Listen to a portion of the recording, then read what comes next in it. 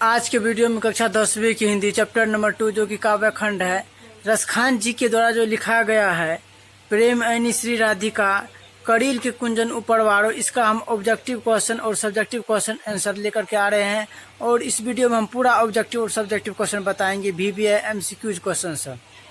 चलिए हम पहला ऑब्जेक्टिव क्वेश्चन आपको बताते। देखिए इनका ग्रंथ जो है प्रेम वाटिका 1610 ईस्वी में प्रकाशित हुआ था। और देखिए इससे प्रश्न जो बनता है, देखिए इनके ग्रंथ प्रेम वाटिका 1610 ईस्वी में यह संकेत मिलता है कि ये दिल्ली के पठान राजवंश में उत्पन्न हुए थे और इनका रचनाकाल जहांगीर का रचनाकाल था, यानी कि रसखान का रचनाकाल जहांगीर का राजकाल का था।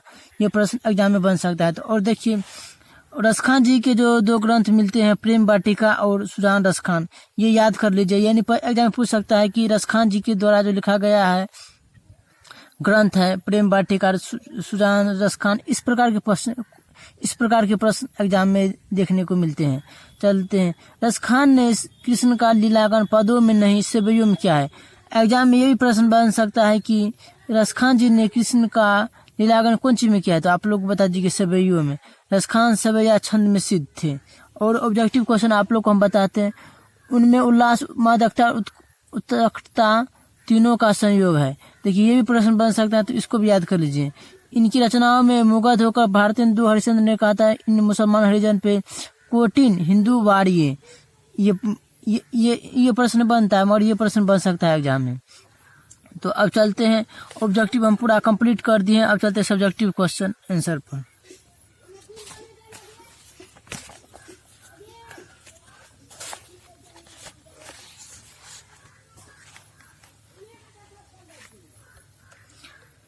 कवि ने माली मालिन किन्हें और क्यों कहा। कवि ने माली मालिन श्री कृष्ण और राधा को कहा क्योंकि प्रेम रूपी वाटिका की ये दोनों माली और मालिन है।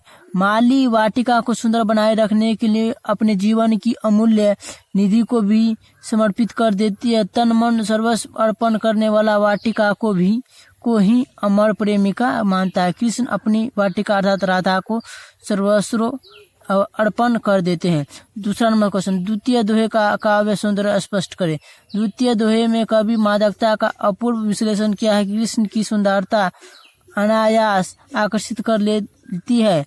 उसकी अनुपम सुंदरता देखने के उपरांत अपनी आंखें अन्य सी हो जाती है। धनुष से निकलने वाला वाण अनायास लक्ष्य भेद में समर्थ हो जाती है। वस्तुतः यहाँ कवि की रसिक दृष्टि अनायास सुंदरता को भेदने में पूर्ण रूपेण समर्पित हो जाती है। कवि के दोहे में मादकताएं, उल्लास और उत्कृष्टता तीनों का अपूर्व संगम है। चलते तीसरा नंबर क्वेश्चन पर। कृष्ण को चोर क्यों कहा गया है, कवि का अभिप्राय स्पष्ट करें। कृष्ण की मदभाती आंख पर सभी को आह्लादित कर देती है। राधिका एवं अन्य गोप बालाएं कृष्ण के प्रेम रस में वशीभूत हो जाती है। वे उससे अलग रहना चाहती है, फिर भी वे अलग नहीं रह पाती है। वस्तुतः चित्तचोर का अभिप्राय हृदय को चुराने वाले से श्री कृष्ण के संपर्क में आने वाले गोप बालाएं लोक मर्यादाओं को तोड़ देती है। गोप बालाएं कृष्ण से सावधान रहते हुए भी असावधान हो जाते ही अपने मन को जिज्ञासा को प्रकट करने के लिए वे कुछ कहना चाहती है। चौथा नंबर क्वेश्चन, सेवैयों में कवि की कैसी आकांक्षा प्रकट होती है, भावार्थ बताते हुए स्पष्ट करें। प्रस्तुत सेवैयों में कवि श्री कृष्ण के सानिध्य में रहने के लिए सर्वस्व न्यौछावर कर दिया है। कवि का श्री कृष्ण के प्रति अटूट आस्था तो उसकी पारलौकिक भक्ति भावना संसारिक सुविधा से दूर करना चाहती है। ओठो सिद्धि नौ विधि तीनों लोक आदि सभी को छोड़कर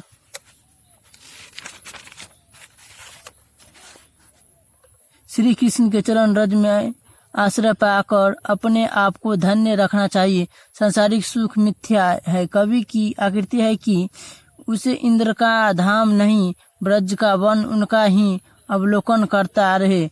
ब्रज में कण कण श्री कृष्ण का वास है। वह ब्रज में रहकर नंद की गाय चराकर श्री कृष्ण के चरणों में अर्पित हो जाता है। 5वां नंबर क्वेश्चन जो व्याख्या करने के लिए, मन पावन चितचोर पलक ओट नहीं करी सके। तो इसका आंसर देखिए, प्रस्तुत दोहे में कवि राधिका के माध्यम से श्री कृष्ण के चरणों में समर्पित हो जाना चाहता है। जिस दिन श्री कृष्ण के से आंखें चार हुई उसी दिन से शुद्ध बुद्ध समाप्त हो गई। पवित्र चित्र को पुराने वाले श्री कृष्ण से पलक हटाने के बाद भी अनायास उस सुख छवि को देखने के लिए विवश हो जाते।